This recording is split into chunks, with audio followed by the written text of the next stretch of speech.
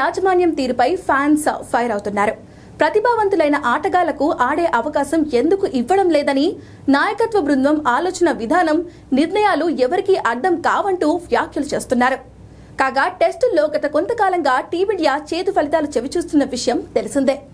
స్వదేశంలో న్యూజిలాండ్ చేతిలో 3-0తో clean sweep కు గురైన భారత్ ఆస్ట్రేలియాతో బోర్డర్ గవాస్కర్ ట్రోఫీని 3-1తో చేజార్చుకుంది. తాజాగా ఇంగ్లాండ్లో పర్యటిస్తున్న టీమిండియా 5 టెస్టుల సిరీస్లో 2-1తో వెనుకబడింది. ఇక ఆస్ట్రేలియాతో పాటు ఇంగ్లాండ్ టూర్లోనూ టీమిండియాతో ఉన్న ఆటగాడు అభిమన్యు ఈశ్వరన్.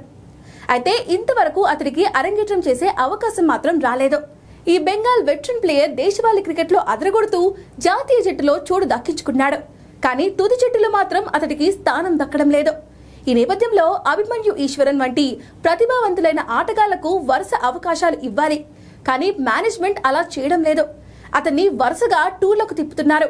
కానీ తుది జట్టులో మాత్రం చోటు ఇవ్వట్లేదు. ఇలా చేయడంలో అసలు అర్థముందా?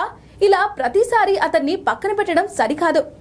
అతడి సేవలను ఎలా ఉపయోగించుకోవాలి, జట్టులో ఎలా ఆడించాలన్న అంశాలపై మేనేజ్మెంట్ కు కూడా అవగాహన ఉండదు. మరి అలాంటప్పుడు అభిమన్యును అసలు ఎంపిక చేయడం ఎందుకని ప్రశ్నిస్తున్నారు ఫ్యాన్స్.